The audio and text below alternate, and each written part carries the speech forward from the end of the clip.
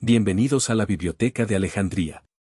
Hoy encendemos una antorcha para recorrer un mapa iniciático, los 12 trabajos de Hércules. No es solo el relato de un héroe mítico, es el diario de campo del discípulo moderno que decide transformar fuerza en servicio, ambición en propósito y destino en camino consciente. Si bien ya los habíamos estudiado con anterioridad, esta vez los veremos y analizaremos con más calma, trabajo por trabajo. En este preámbulo descubriremos por qué la rueda del zodiaco no es adorno del cielo, sino una escuela móvil de conciencia, porque el lema antiguo, hombre, conócete a ti mismo, es más vigente que nunca, y como cada signo entrega una prueba precisa para pulir la mente, templar la emoción y consagrar la acción. Imagina que los dioses te equipan, vocación, energía, sensibilidad, discernimiento y luz. Y que, aún así, eliges la herramienta más humilde, tu garrote interior, porque lo aprendido solo vale cuando lo encarnas. Ese es el tono de este viaje, simbólico, práctico y ferozmente humano. Mientras escuchas, pregúntate: ¿cuál es mi primer portal hoy? ¿Qué maestros externos debo soltar para pararme sobre mis propios pies? ¿Qué cuerdas de mi lira necesitan afinarse antes de entrar a la arena?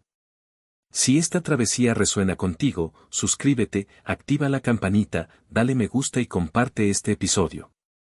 Tu comentario y tu apoyo, incluidas donaciones, mantienen viva esta biblioteca y hacen que este conocimiento llegue a quien lo necesita. Los trabajos de Hércules. Por el maestro tibetano Dhval Khul, Al-Sabeli. El zodiaco. Aquel que preside miró hacia adelante, a los hijos de los hombres, que son los hijos de Dios. Él vio la luz de ellos y el lugar donde estaban parados sobre el sendero de retorno al corazón de Dios. La senda recorre un círculo a través de los 12 grandes portales y, ciclo tras ciclo, los portales se abren y los portales se cierran. Los hijos de Dios, que son los hijos de los hombres, caminan por allí. Poco clara es la luz al principio. Egoísta la tendencia de la aspiración humana y oscuros los actos resultantes. Lentamente los hombres aprenden y, aprendiendo, pasan entre los pilares de los portales una y otra vez. Lerda es la comprensión, pero en las antesalas de la disciplina, encontradas en cada sección de la cósmica extensión del círculo, la verdad es lentamente comprendida, aprendida la lección necesaria, la naturaleza purificada y enseñada hasta que se ve la cruz, esa cruz fija y a la espera, que crucifica a los hijos de los hombres, prolongada en las cruces de los que sirven y salvan. Del conjunto de hombres, un hombre se adelantó en los días de la antigüedad y sorprendió el ojo vigilante del gran anciano que preside eternamente dentro del concilio de la cámara del Señor. Se volvió hacia el que estaba de pie cerca suyo y dijo: ¿quién es esa alma sobre el sendero de la vida, cuya luz puede ahora ser vista oscuramente? Rápidamente llegó la respuesta: esa es el alma que, en el sendero de la vida, experimenta y busca la clara luz que brilla desde el alto sitio. Déjala proseguir sobre su senda, pero vigila sus pasos. Los eones velozmente continuaban su curso. La gran rueda giraba y, girando, traía el alma que buscaba sobre el sendero. Después, llegó un día en que aquel que preside el consejo de la cámara del Señor atrajo nuevamente al círculo de su radiante vida al alma que buscaba. ¿De quién es esta alma sobre la senda de sumo empeño cuyo resplandor oscuramente se distingue afuera? Llegó la respuesta: un alma que busca la luz de la inteligencia, un alma que lucha. Dile de parte mía que vuelva a la otra senda y luego que viaje alrededor del círculo. Entonces encontrará el objeto de su búsqueda. Vigila sus pasos y, cuando tenga un corazón comprensivo, una mente anhelante y una mano diestra, tráemela. Nuevamente pasaron los siglos. La gran rueda giró y, girando, llevó a todos los hijos de los hombres, que son los hijos de Dios, sobre su senda. Y mientras estos siglos pasaban, un grupo de hombres emergió y lentamente cambiaron a la otra senda. Ellos encontraron el sendero. Pasaron los portales y se esforzaron hacia la cima de la montaña y hacia el lugar de muerte y sacrificio. El maestro vigilante vio un hombre emerger de esta multitud, subir a la cruz fija pidiendo hazañas que cumplir, servicios que rendir a Dios y al hombre, y buena voluntad para recorrer el sendero hacia Dios. Se paró delante del gran ser que preside, el cual trabaja en el concibo de la cámara del Señor y oyó adelantarse una voz: obedece al maestro en el sendero. Prepárate para las últimas pruebas. Pasa a través de cada portal y en la esfera que ellos descubren y guardan, ejecuta el trabajo que convenga a su esfera. Aprende así la lección y empieza con amor a servir a los hombres de la tierra. Luego le llegó al maestro la palabra final: prepara al candidato. Dale sus trabajos a realizar y coloca su nombre sobre las tablas de la senda viviente. El tibetano. Prólogo: el propósito de este estudio. El intenso interés evidenciado en este tiempo en el tema de la vida espiritual es en sí mismo la garantía para tal estudio como esta serie de artículos se propone. A pesar del hecho de que la religión académica y teológica no tiene ya su antigua atracción y a pesar de la rebelión contra la religión organizada, el impulso hacia las realidades espirituales no ha sido nunca tan vehemente como ahora. El día de la experiencia empírica en gran escala está ahora con nosotros, y hombres y mujeres en todas partes están todavía rehusando creer y aceptar ciegamente, porque están decididos a conocer. La aceptación de dogmas impuestos está ahora cediendo lugar a experimentar y a una divina autodeterminación, basada en una unidad efectuada con la vida en la que vivimos, nos movemos y tenemos nuestro ser, la cual está tomando el lugar de la credulidad y superstición. El problema de cada maestro hoy en día está en descubrir nuevas maneras para expresar viejas verdades, y así presentar las antiguas fórmulas para el desarrollo espiritual que adquirirán nueva y vívida vida. En ambos hemisferios hay muchos libros escritos sobre el tema del sendero del discipulado, el sendero de la santidad y el sendero de la iluminación. La nueva presentación de los problemas de ese sendero universal y de sus dificultades inherentes no está justificada a menos que la aplicación pueda ser moderna y práctica. Debe indicar la inclusión de la finalidad una vez que esos problemas hayan sido superados, y debe evitarse la reiteración tediosa de esa regla básica de vida que ha sido expresada en las dos palabras: sé bueno. Una y otra vez se nos ha dicho que debemos vencer la tentación del mundo, la carne y el demonio. Ha sido creado en la mente del aspirante occidental un sentimiento de que el sendero es necesariamente un camino de miserias, de autoabnegación y de pena sin fin. Su actitud es de paciencia activa hasta el tiempo en que él, misteriosa y milagrosamente, se abra paso a un mundo de paz y plenitud, dentro del cual todas las dificultades llegan a su fin, la carne cesa de molestar y el demonio tiene un intempestivo final. Y esto, como la recompensa de una humilde sumisión a la voluntad de un inescrutable Creador.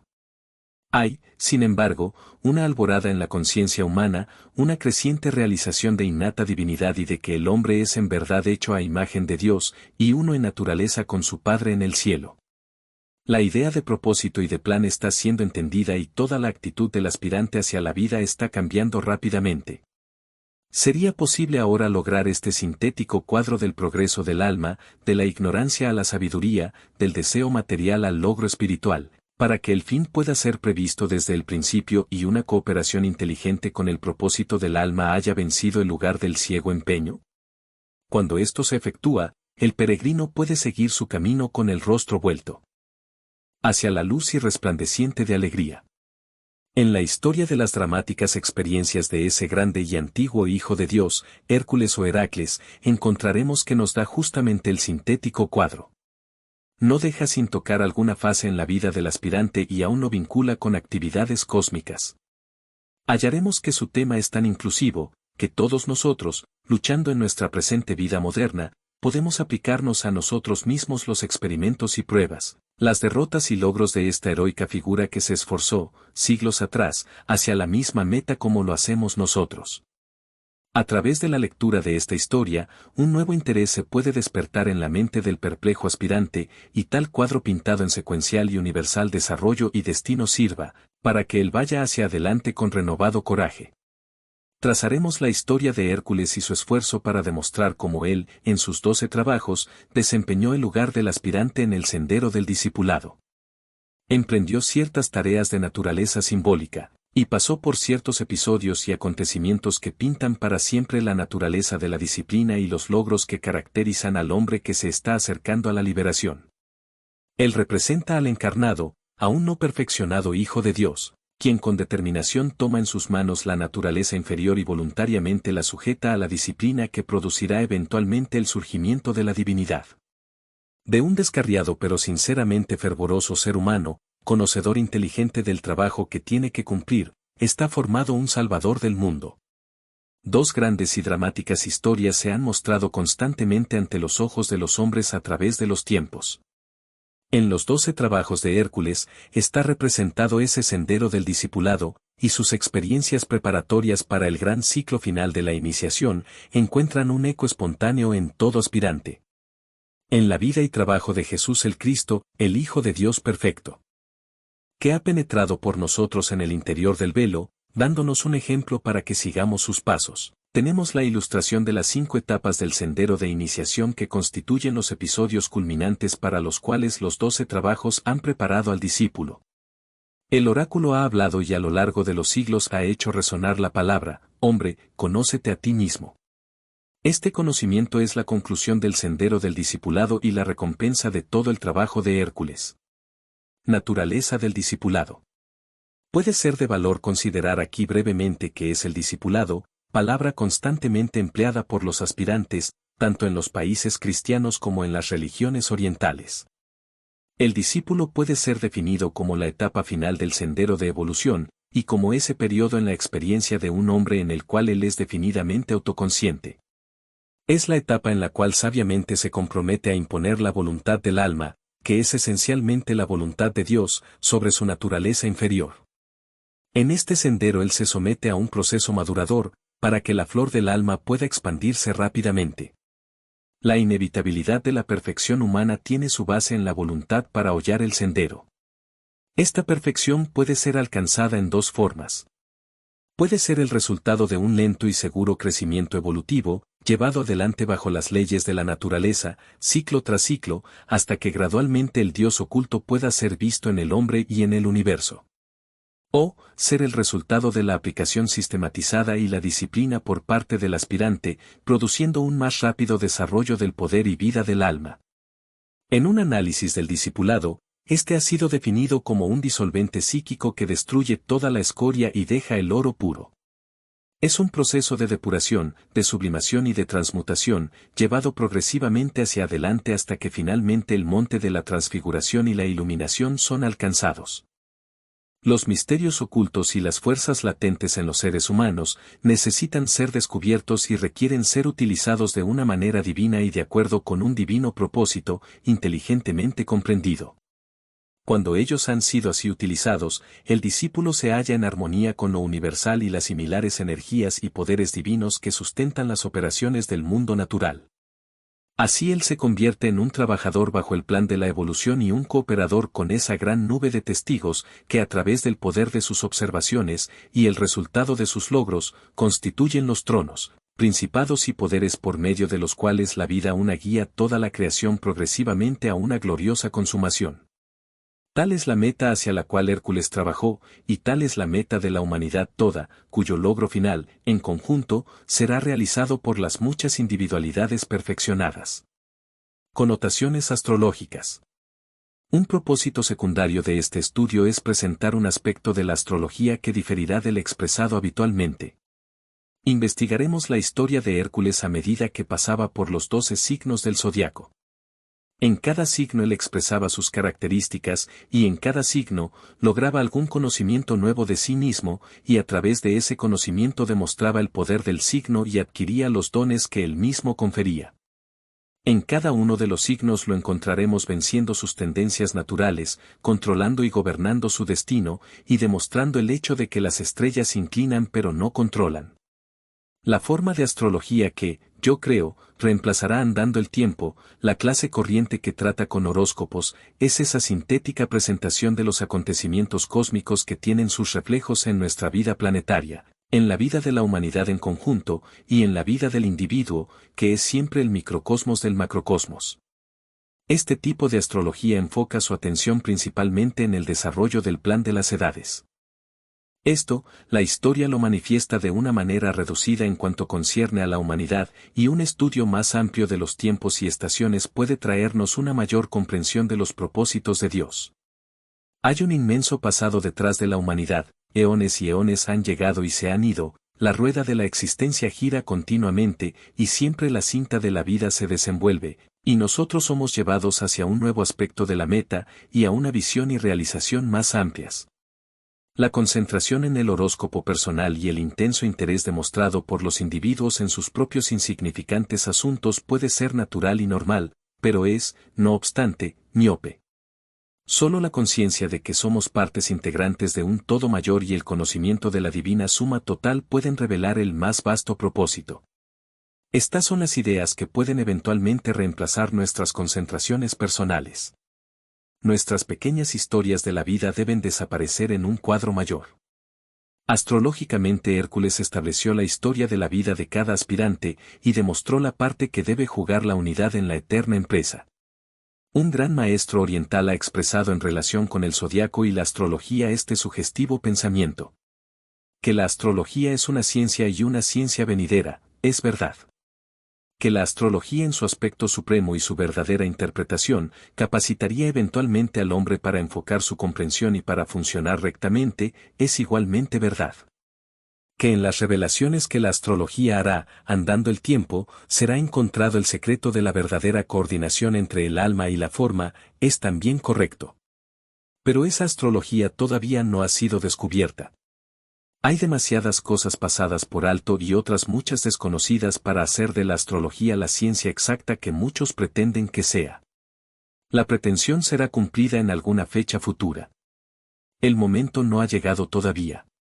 La astrología como es practicada ahora está condenada a la destrucción debido a la rapidez con que las almas están controlando sus personalidades. El modelo del horóscopo del alma no estará basado en nuestro conocimiento tridimensional, pues las leyes de tiempo y espacio no tienen influencia sobre el alma. Astrología esotérica. Por consiguiente, trataremos en este estudio con una astrología que será no matemática y que no tendrá relación con el modelo de los horóscopos. Se interesará en los 12 tipos de energía por medio de los cuales la conciencia de la divina realidad es lograda a través del medio de la forma. En un cielo no distante y en un estado no subjetivo llegó Hércules a este conocimiento.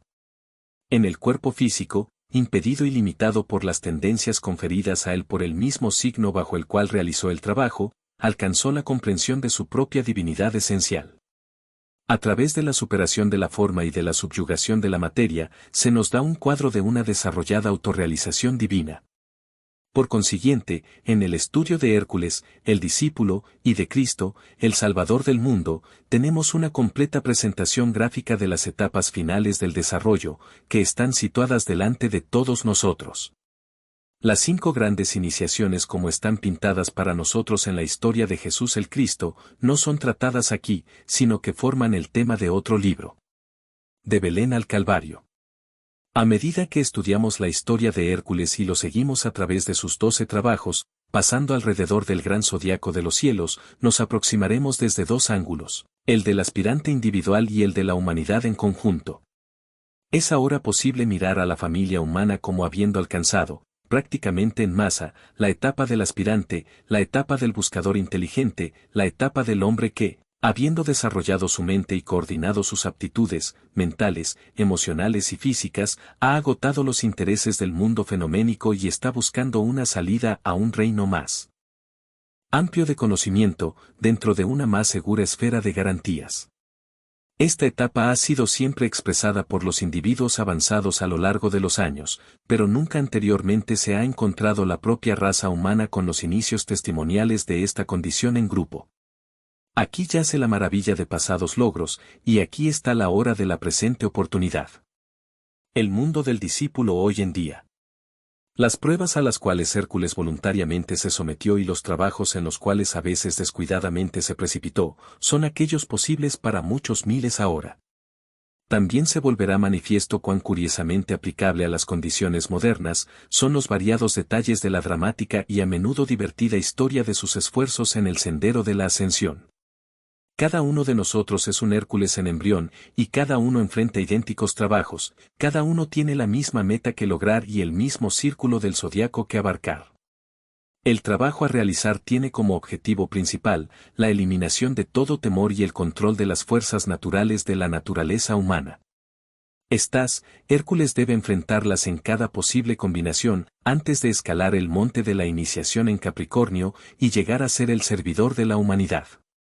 Objetivos de competencia y egoísmo deben ser completamente cambiados y eliminados, y encontraremos a Hércules aprendiendo la lección que apoderarse de cualquier cosa para el yo separado, no es parte de la misión de un hijo de Dios.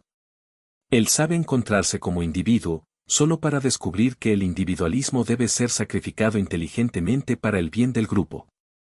Descubre asimismo que la codicia personal no tiene lugar en la vida de un aspirante que está buscando la liberación, desde el siempre recurrente ciclo de la existencia y de la constante crucifixión sobre la cruz de la materia.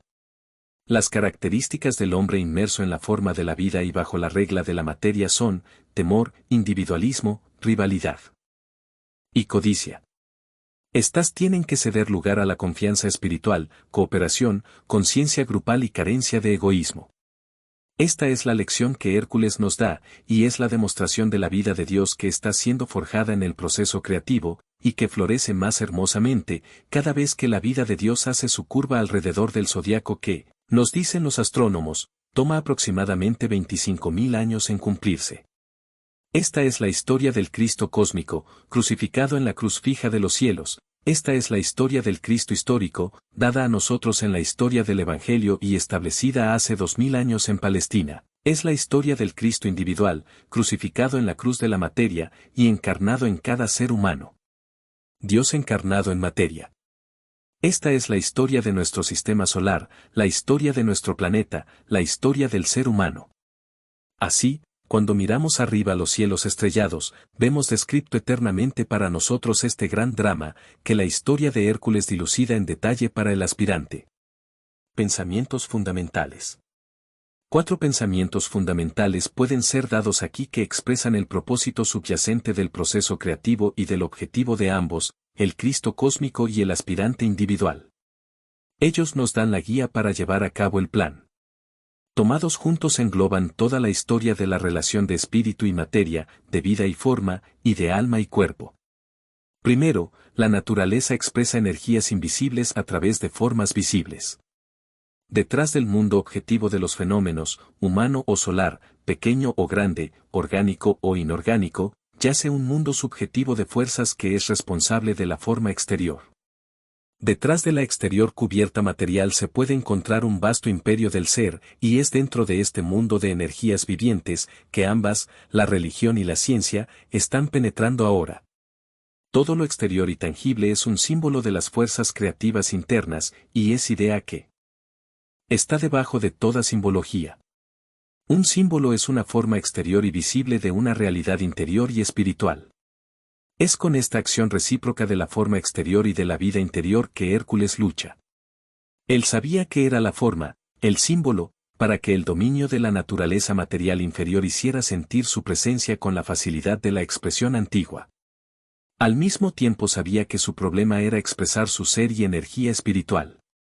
Él tenía que saber de hecho y en experiencia que era Dios, inmanente en naturaleza, que era yo en estrecha relación con él no yo. Tenía que experimentar con la ley de causa y efecto, esta, desde el punto de vista del iniciador de las causas para producir inteligentes efectos. A través de los 12 signos del zodiaco pasó, luchando para trabajar subjetivamente y tratando de rechazar la tentación y la atracción de la forma tangible exterior. El segundo pensamiento clave puede ser expresado en las palabras, la concepción de una deidad oculta yace en el corazón de todas las religiones. Esta es la realización mística y el objeto de la búsqueda que la humanidad ha practicado a lo largo de los años. Los exponentes de las religiones del mundo han encarnado en sus enseñanzas un aspecto de la búsqueda, aceptando el hecho de Dios como una premisa básica, y con el amor de sus corazones, la devoción y la adoración demostrando la realidad de su existencia. El testimonio de los místicos de todos los tiempos y razas es tan vasto que ahora constituye en sí mismo un campo de hechos comprobados y no puede ser negado. Los investigadores científicos han procurado encontrar la verdad a través del conocimiento de la forma, y nos han conducido a una posición de amplio conocimiento y al mismo tiempo a una concepción paralela de nuestra profunda ignorancia. Hemos aprendido mucho de la vestidura externa de Dios, a través de la física, la química, la biología y otras ciencias, pero hemos luchado dentro de una región donde todo aparece como siendo hipótesis e inferencias. Todo lo que nosotros cegaramente conocemos es que todas las formas son aspectos de la energía, que hay una acción recíproca y un impacto de energía sobre nuestro planeta, que el planeta mismo es una unidad de energías compuesta de una multitud de unidades de energía, y que el hombre mismo es también un manojo compuesto de fuerzas y se mueve en un mundo de fuerza.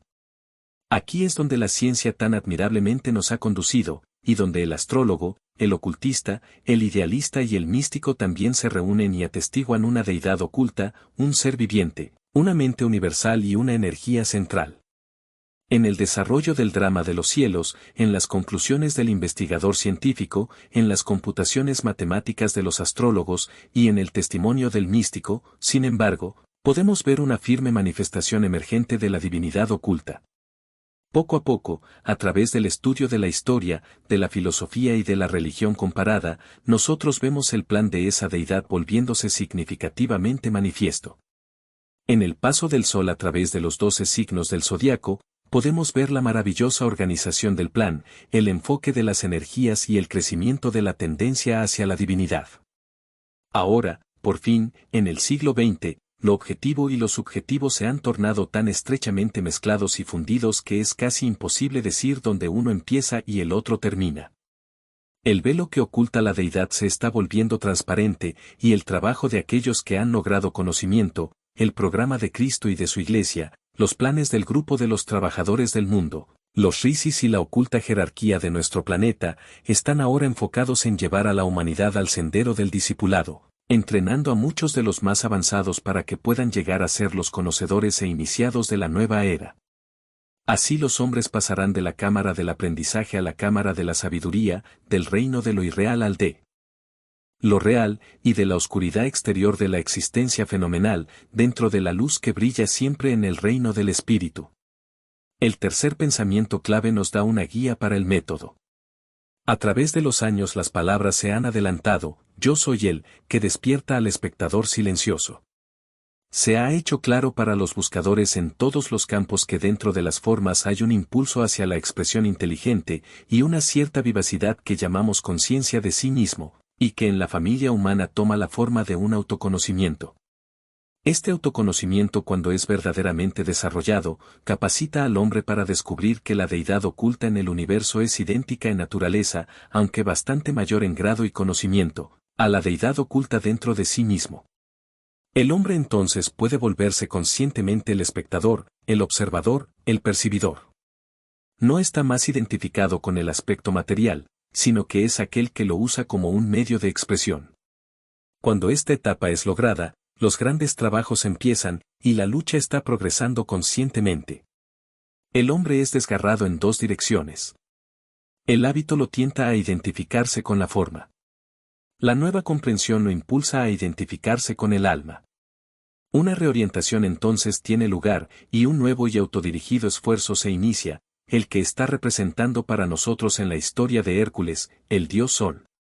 En el momento en que la altura intelectual ha sido lograda, el observador silencioso despierta a la actividad. Hércules empieza sus trabajos. El ser humano, hasta aquí arrastrado en el impulso de la marea evolutiva y gobernado por el deseo de experimentar y por las posesiones materiales, se pone bajo el control del divino morador. Emerge como el aspirante, se revierte y empieza a trabajar a través de los 12 signos del zodiaco, solo que ahora trabajando desde Aries a Piscis por vía de Tauro, en sentido inverso a las agujas del reloj, en vez de trabajar en la ordinaria forma humana retrógrada, desde Aries a Tauro vía Piscis, en sentido de las agujas del reloj. Finalmente, el enfoque cambiante de la vida y la firme aplicación a los 12 trabajos en los 12 signos, capacita al discípulo para llegar a ser el triunfante vencedor. Entonces puede comprender el significado del cuarto pensamiento clave y exclamar al unísono con la deidad cósmica, escuchen este gran secreto. Aunque estoy por encima del nacimiento y renacimiento, oh ley, siendo el Señor de todo lo que existe, pues todo emanó de mí, aún así aparezco en mi propio universo y soy por consiguiente nacido por mi poder, pensamiento y voluntad. El Bhagavad Gita. Hércules el discípulo, el mito. Él se irguió delante de su maestro. Oscuramente comprendía que una crisis se había producido en él, conduciéndolo a cambiar de lenguaje, de actitud y plan. El maestro lo miró y fue de su agrado. ¿Tu nombre?, le preguntó y esperó una respuesta. Heracles, llegó la respuesta, oh Hércules, me dicen que significa preciosa gloria de Hera, el brillo y esplendor del alma. ¿Qué es el alma, oh, maestro? Dime la verdad. Esa alma tuya la descubrirás a medida que hagas tu obra y encuentres y uses la naturaleza que es tuya. ¿Quiénes son tus padres? Dime esto, hijo mío. Mi padre es divino, yo no le conozco, excepto que, en mí mismo, sé que soy su hijo. Mi madre es terrenal. La conozco bien y ella me ha hecho como tú me ves. Asimismo, oh, maestro de mi vida, soy también uno de los gemelos. Hay otro, parecido a mí. A él también le conozco bien, sin embargo no lo conozco. Uno es de tierra, por lo tanto terrenal, el otro es un hijo de Dios. ¿Qué hay de tu educación, Hércules, hijo mío? ¿Qué puedes hacer y cuánto te ha sido enseñado? En todas las realizaciones yo soy experto, estoy bien enseñado, bien entrenado, bien guiado y soy bien conocido. Conozco todos los libros, también todas las artes y las ciencias, me son conocidos los trabajos del campo, además la destreza de aquellos que pueden permitirse viajar y conocer a los hombres. Me conozco a mí mismo como alguien que piensa, siente y vive. Una cosa, oh, maestro, debo decirte y así no engañarte. El hecho es que no hace mucho yo maté a todos aquellos que me enseñaron en el pasado. Maté a mis maestros, y en mi búsqueda de la libertad, ahora estoy libre. Busco conocerme a mí mismo, dentro de mí mismo y a través de mí mismo. Hijo mío, eso fue un acto de sabiduría, y ahora puedes permanecer libre. Prosigue tu trabajo ahora, recordando cómo lo haces, que en el último giro de la rueda vendrá el misterio de la muerte. No olvides esto. ¿Qué edad tienes, hijo mío? 18 veranos habían pasado cuando maté al león, y de ahí que usé su piel. Asimismo a los 21 me encontré con mi desposada. Hoy estoy ante ti triplemente libre, libre de mis primitivos maestros, libre del temor al miedo y libre verdaderamente de todo deseo. No te vanaglories, hijo mío, sino demuéstrame la naturaleza de esta libertad que tú sientes. Nuevamente en Leo, te encontrarás con el león. ¿Qué harás? Otra vez en Géminis, los maestros a quienes mataste cruzarán tu senda. ¿Los has dejado atrás realmente? ¿Qué harás? De nuevo en Escorpio, lucharás con el deseo. Permanecerás libre, o la serpiente te encontrará con sus engaños y te derribará en tierra. ¿Qué harás? Prepárate para probar tus palabras y tu libertad. No te vanaglories, hijo mío, demuéstrame tu libertad y tu profundo deseo de servir. El maestro se sentó en silencio y Hércules se retiró y enfrentó el primer gran portal. Entonces el que presidía que se sentaba en el concilio de la cámara del Señor, habló al maestro y le ordenó llamar a los dioses para presenciar el esfuerzo e iniciar al nuevo discípulo en el camino. El maestro llamó. Los dioses respondieron. Vinieron y dieron sus dones a Hércules y muchas palabras de sabio consejo, conociendo las faenas que tenía por delante y los peligros del camino. Minerva le entregó una túnica. Tejida por ella misma, una túnica que se ajustaba bien, de rara y fina belleza. Él se la puso con triunfo y orgullo, regocijándose en su juventud. Tenía que probarse a sí mismo. Vulcano forjó para Hércules un pectoral de oro para proteger su corazón, la fuente de vida y fuerza. Este obsequio de oro era ceñido, y, así escudado, el nuevo discípulo se sentía seguro. Él tenía todavía que demostrar su fuerza. Neptuno llegó con un par de caballos y se los entregó, atraillados, a Hércules. Ellos venían directamente del lugar de las aguas, de rara belleza y probada fuerza. Y Hércules se alegró, pues él todavía tenía que probar su poder para conducir a los 2 caballos. Con lenguaje agraciado y brillante ingenio llegó Mercurio, llevando una espada de raro diseño, que ofreció, en un estuche de plata, a Hércules. La ató en el muslo de Hércules, pidiéndole que la mantuviera afilada y brillante. Debe dividir y cortar, dijo Mercurio, y debe moverse con precisión y adquirida destreza. Y Hércules, con alegres palabras dio las gracias. Tenía todavía que demostrar su alardeada destreza. Con sonido de trompeta y el ímpetu de la marcha brillaba el carro del dios Sol. Apolo llegó y con su luz y encanto alegró a Hércules, dándole un arco de luz. A través de 9 anchos portales abiertos debe pasar el discípulo antes que haya adquirido suficiente destreza para estirar ese arco. Le tomó todo ese tiempo para acreditarse como el arquero. Sin embargo, cuando el don fue ofrecido, Hércules lo tomó, seguro de su poder, un poder todavía sin demostrar. Y así, se irguió equipado. Los dioses de pie alrededor de su maestro, y observando sus travesuras y su alegría. Él jugaba delante de los dioses, y mostraba sus proezas, alardeando de su fuerza. Repentinamente se detuvo y reflexionó largamente, luego dio los caballos a un amigo para que los sostuviera, la espada a otro y el arco a un tercero.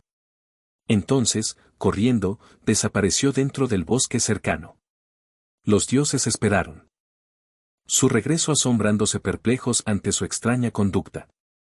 De al fondo del bosque él salió sosteniendo en alto un garrote de madera cortado de vigoroso árbol vivo. «Este es mi propio presente», gritó, «nadie me lo dio. Puedo usar esto con poder. Oh, dioses, observad mis hazañas supremas». Y entonces, y solo entonces, el maestro dijo, «Sal a trabajar». El tibetano. Elaboración del mito. Llegamos ahora a una consideración de Hércules mismo. Es una historia sumamente interesante y que ha sido tratada por muchos escritores.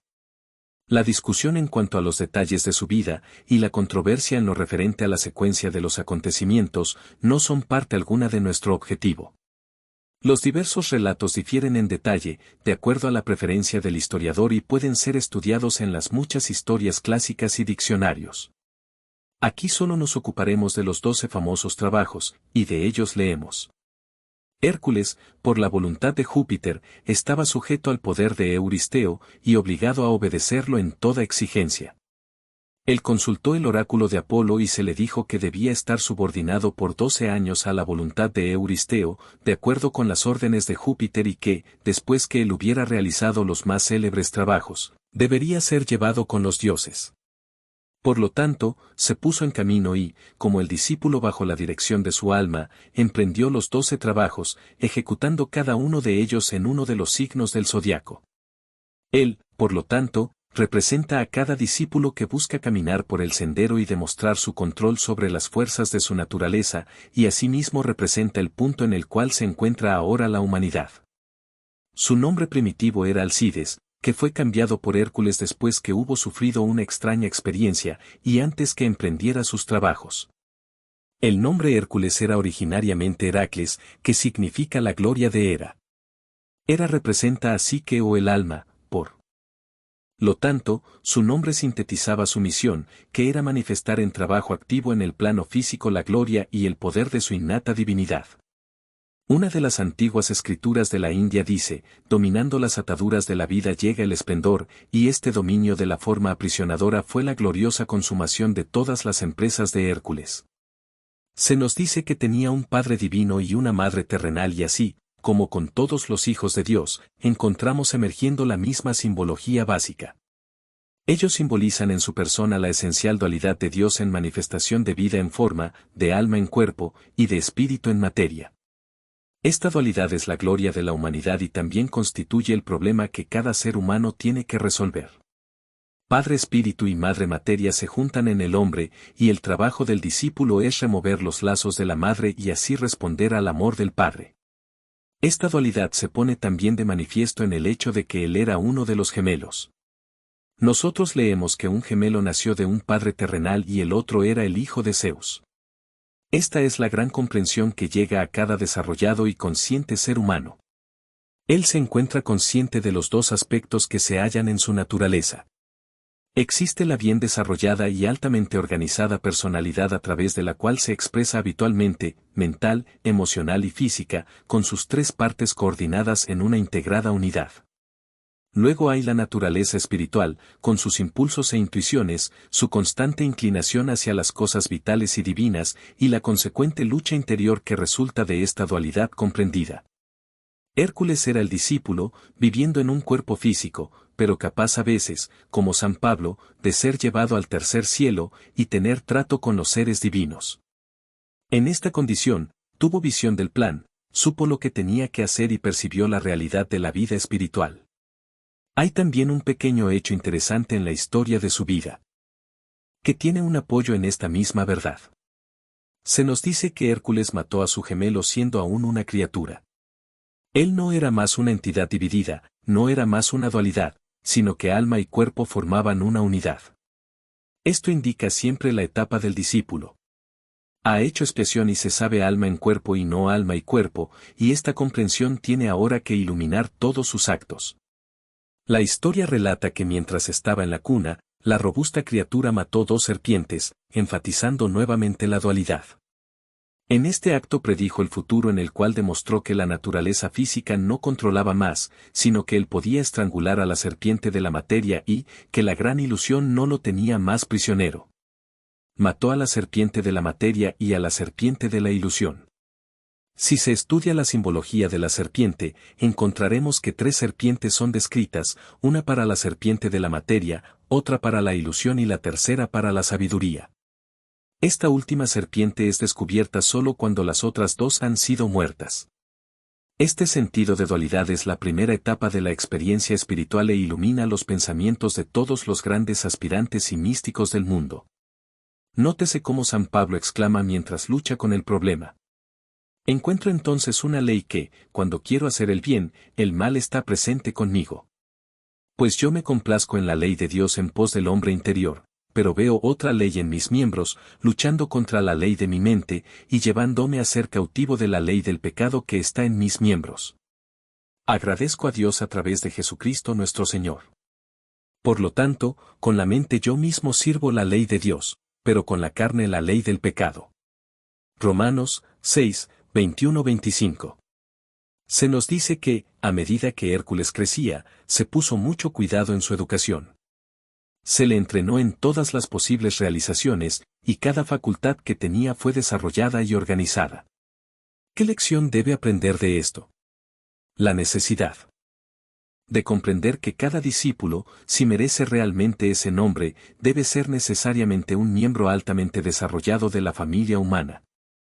Las 3 partes de su naturaleza deben ser desarrolladas, su mente estar bien provista y funcionando, y saber cómo usarla, su sensible naturaleza emocional ser bien obediente a todo tipo de contacto, su cuerpo físico ser un medio adecuado de expresión para el alma que mora en él, y debe estar equipado para emprender las tareas a las cuales el hombre mismo se ha comprometido. Ha habido entre los aspirantes durante muchos siglos una tendencia a desacreditar y rebajar a la mente. Ellos son propensos a decir volublemente, la mente es la asesina de lo real, y, a través de una inercia y pereza no admitidas, sentir que lo importante es tener desarrollada la naturaleza del corazón. Ellos miran la mente, con su capacidad de analizar y discriminar, como una trampa y una ilusión. Pero esto seguramente es un error.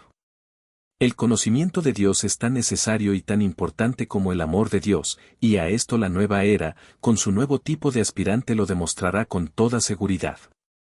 La santidad, la dulzura y una grata, amorosa disposición, tienen su lugar en la suma total de las características del aspirante, pero cuando están ligadas a la estupidez y a una mentalidad no desarrollada, no logran ser tan útiles como podrían serlo cuando van unidas a la inteligencia.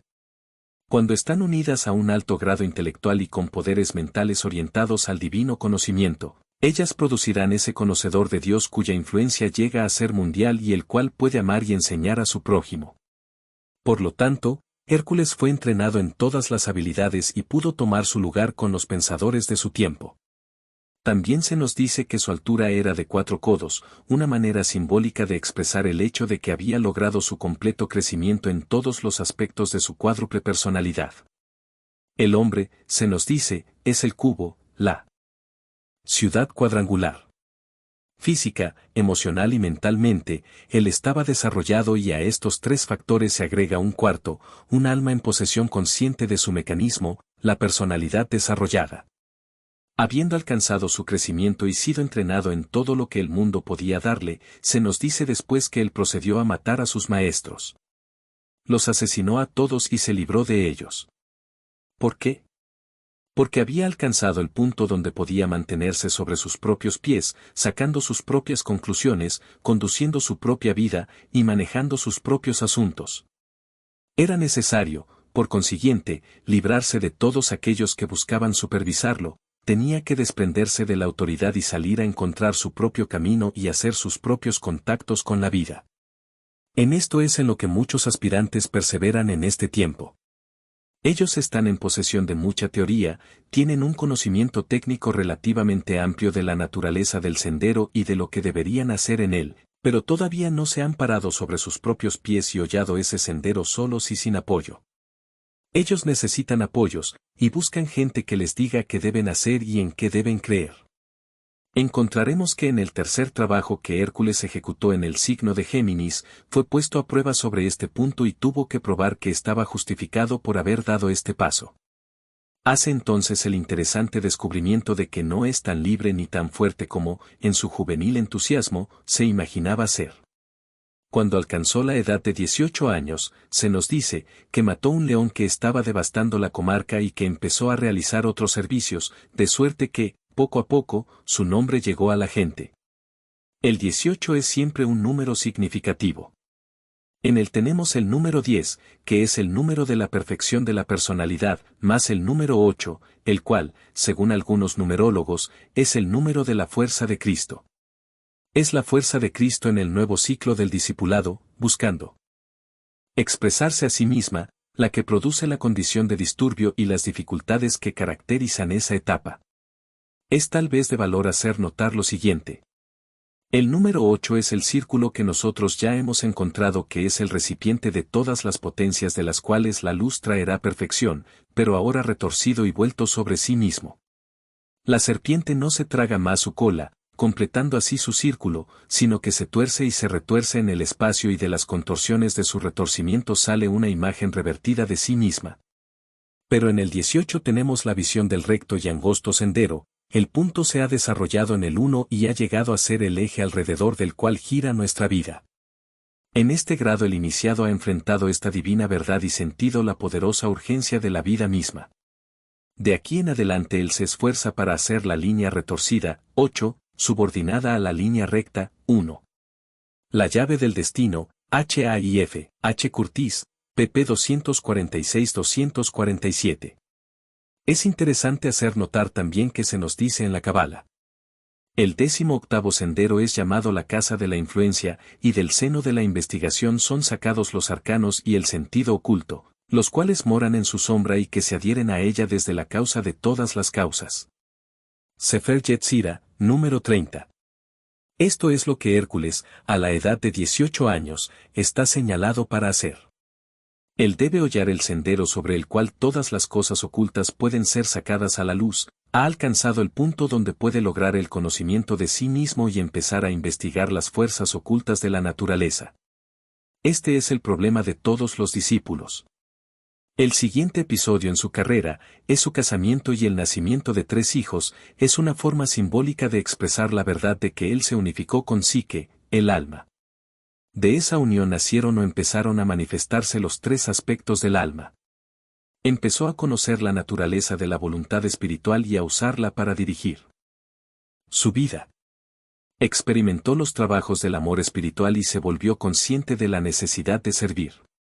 La mente espiritual empezó a revelarle la verdad y él vio el propósito subyacente. Estas son las más altas correspondencias de los 3 aspectos de la personalidad, su mente, su naturaleza emocional y su cuerpo físico. Ahora lo descubrimos atravesando una etapa muy particular. Nosotros leemos en la historia antigua que era, Psique o el alma, le volvió loco. Le volvió loco a través de los celos y, mientras estaba en ese curioso estado, leemos que mató a sus hijos y a sus amigos y a todo el que estuviese conectado con él.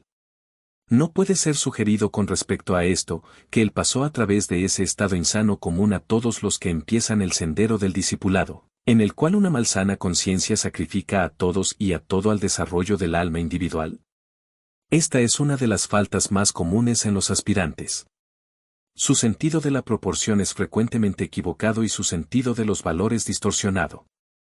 La vida equilibrada y sana, que es la ideal para un hijo de Dios, está subordinada a una determinación fanática de hacer progresos espirituales. La ambición espiritual domina en el ánimo del aspirante que se vuelve destructivo, desequilibrado y comúnmente, muy difícil de vivir con él. Hay mucho sentido profundo en el mandato bíblico: no seas justo en demasía, ¿por qué deberías morir? Esta etapa está curiosamente ejemplificada para nosotros en los fanáticos sacrificios hechos en Oriente y bajo la Inquisición, la confesión protestante y de todos quienes interpretaban a la verdad, contraria a la convicción de un grupo particular de creyentes. Cuando Hércules se hubo recuperado de su insanía, como afortunadamente lo hizo, se le dio un nuevo nombre, asignó una nueva residencia y se le impusieron los 12 trabajos para que los cumpliera. Se nos dice que le dijeron estas palabras: de ahora en adelante tu nombre no será más Alcides sino Heracles. Morarás en Tirjus, y allí, sirviendo, cumplirás tus trabajos. Cuando esto se logre tú serás uno de los inmortales. Mitología griega y romana, volumen 1 Fox. Habiendo recobrado su cordura, el enfoque de su vida cambió. No vivió más donde lo hacía antes. El nombre del alma se volvió su nombre, y se le recordó constantemente así, que expresar la gloria del alma era su misión. Los 12 grandes trabajos que pondrían el sello de la realización sobre su vida, y que indicarían su derecho a unirse al grupo de los inmortales, estaban trazados para él, y entonces entró en el camino. Hércules simbolizaba en su persona la cruz fija en los cielos, formada por las 4 constelaciones: Tauro, Leo, Escorpio y Acuario. La tradición nos dice que él era físicamente de cuello grueso, como el toro, como así también psicológicamente obstinado y pronto a atacar cualquier problema y a acometer ciegamente cualquier empresa. Nada podía desviarlo de su propósito, y nosotros veremos cuando estudiemos los trabajos, que los acometió temerariamente. Nada lo disuadía o lo atemorizaba, y categóricamente seguía su camino. El antiguo lema que ha gobernado las actividades de todos los discípulos activos, se volvió el suyo, y su alma disfrutaba en él la necesidad de poder hacer, poder atreverse, poder ser silencioso y el poder de conocer. El poder de hacer es el lema de Tauro, y esto él lo ejemplifica en sus 12 trabajos. Simboliza a Leo porque siempre usaba la piel de león como una prueba de su coraje, y siendo el lema de este signo el poder atreverse, ningún peligro le atemorizaba y ninguna dificultad le hacía volver atrás. Tal vez su hazaña sobresaliente fue la que ejecutó en el signo de Escorpio, pues el gran trabajo era vencer la ilusión. Fue consumado y completado en el signo de Escorpio. El lema de este signo es el silencio. En Capricornio se convierte en el iniciado, y esta etapa es siempre imposible hasta que la ilusión ha sido vencida y el poder del silencio ha sido logrado. Por consiguiente, cuando niño, aún en la cuna, incapaz de hablar, simbolizó el alto nivel de su realización, estrangulando las 2 serpientes. Luego, en su madurez, simbolizó en sí mismo a Acuario, el hombre, cuyo lema es saber. Él tenía una mente y usaba su intelecto en trabajo y servicio activos. Así, haciendo y atreviéndose, en silencio y con conocimiento, venció todos los obstáculos y pasó sin desanimarse de Aries a Piscis, empezando en Aries como el humilde aspirante y terminando en Piscis como el omnisciente, victorioso Salvador del mundo. Aquí podríamos señalar algo. En la historia de Hércules no se nos cuenta lo que él dijo, solo lo que hizo. A través de sus actos ganó el derecho de hablar. En la historia de ese gran Hijo de Dios, Jesús el Cristo, se nos dice no solo lo que hizo sino también lo que dijo. En el silencio de Hércules y en su firme realización, sin importar qué fracaso y dificultad pudiera haber enfrentado, y en su poder de resistencia, se nos muestran las características del discípulo. En la historia de Jesús el Cristo, a través de la demostración de sus poderes y por las palabras que hablaba, tenemos las pruebas del iniciado. Y ahora habiendo alcanzado la madurez, habiendo desarrollado las características necesarias para su misión, leemos que los dioses y diosas hicieron todo lo posible por equiparlo para el trabajo que tenía que realizar. Había recibido todo lo que el mundo podía darle, ahora los poderes del alma le fueron conferidos, y tenía que aprender cómo usarlos. Leemos que Minerva le dio una hermosa túnica, pero, como nunca leímos que él la usara, podemos deducir que esto es algo simbólico. Hay muchos casos en la historia en que se entrega un manto. José recibió una vestidura de muchos colores de su padre, el manto de Elías descendió sobre Eliseo y la túnica de Cristo fue dividida y por ella se pelearon los soldados en la crucifixión. Es opinión general que la túnica es el símbolo de la vocación. La vocación de Elías habría pasado a Eliseo, la Vocación del Cristo, el Salvador del mundo, llegó a un fin en la crucifixión cuando él emprendió un más grande y más importante trabajo. La sabiduría que fue ahora obtenida por Hércules, porque había hecho contactos con el alma, imprimió en él un sentido de vocación. Estaba empeñado en la vida espiritual y nada podía disuadirlo. Vulcano le dio una coraza de oro, magnética y protectora, el símbolo de la energía emanada de las altas fuentes del poder espiritual, que capacitará al aspirante para emprender los 12 trabajos y seguir adelante sin amedrentarse. De Neptuno, el dios de las aguas, recibió caballos. La simbología subyacente en este obsequio es muy interesante. Los caballos, como así también Neptuno, el dios de las aguas y la deidad de lo acuoso, la naturaleza emocional, representan la capacidad de ser arrebatado, ya sea por una línea de pensamiento o por una reacción emocional. Esta naturaleza emocional, fluídica, con su sensibilidad y su poder de sentir, cuando es usada correctamente y subordinada a los propósitos de Dios, es una de las más grandes posesiones que el discípulo tiene. Con la ayuda de Neptuno y los rápidos corceles, Hércules podía estar en contacto con la esfera más distante en la cual sus trabajos podían ser ejecutados. A través de la sensibilidad emocional y la respuesta, nosotros, también, podemos estar en contacto con el mundo en el cual nuestros trabajos son ejecutados. Equipado, por lo tanto, con vocación, energía espiritual y sensibilidad, el obsequio de una espada que vino de Mercurio, el mensajero de los dioses es de profunda significación, pues la espada es el símbolo de la mente que divide en pedazos, separa y destruye. A través de su uso, Mercurio agrega a los otros dones conferidos a Hércules, el del análisis mental y la discriminación. Se nos dice que Apolo, el mismo dios Sol, se interesó en Hércules y reflexionó acerca de qué podría darle que le sirviera. Finalmente le dio un arco y una flecha, simbolizando la capacidad de ir rectamente a la meta, símbolo también de esa penetrante iluminación, que como una flecha de luz podría iluminar la oscuridad de su sendero cuando fuera necesario. Así equipado, Hércules permanece listo para el gran esfuerzo. Y cuando todos los dones habían sido concedidos y él permanecía con su divino equipo, leemos acerca del más intrigante, pequeño detalle, salió y cortó para sí un garrote. Todos estos presentes divinos eran muy hermosos y magníficos, pero todavía no sabía cómo usarlos. Sentía su vocación, creía en la energía espiritual, se le dijo que poseía los caballos del contacto y que, si él quería, el arco y la flecha de la iluminación eran suyos, pero a él le agradaba la masa familiar de su propia invención. Prefería abrirse camino con lo que sabía que podría usar, antes que usar las herramientas no conocidas que se le habían dado. Por lo tanto empuñó su clava de madera y emprendió sus trabajos. Aquí cerramos el preámbulo y abrimos el sendero. Ya tienes la brújula, el héroe como discípulo, el zodiaco como escuela y el mundo como campo de servicio. A partir de ahora, cada trabajo será una clase magistral de psicología espiritual aplicada. Llévate estas claves de avance. Unidad sobre fragmento, tu historia personal es un capítulo del plan. Disciplina sobre impulso, mente clara, emoción templada, acción con sentido. Servicio sobre logro, toda victoria es verdadera si beneficia a otros. Y prepara tu atención, porque el primer trabajo en la lectura de Alice Bailey es la captura de las yeguas devoradoras de hombres. Aries, el examen comienza en la mente y en la palabra. Para que entres ya en sintonía, respóndete con honestidad. ¿Qué yeguas mentales corren hoy sin freno en mí? Rumiación, sarcasmo, juicio. ¿Qué voz tipo Diomedes estoy siguiendo? Opinión ruidosa que suplanta a la verdad. ¿En qué tarea he dejado a Abderis, mi yo perezoso, cuidando un avance que exige mi vigilancia consciente?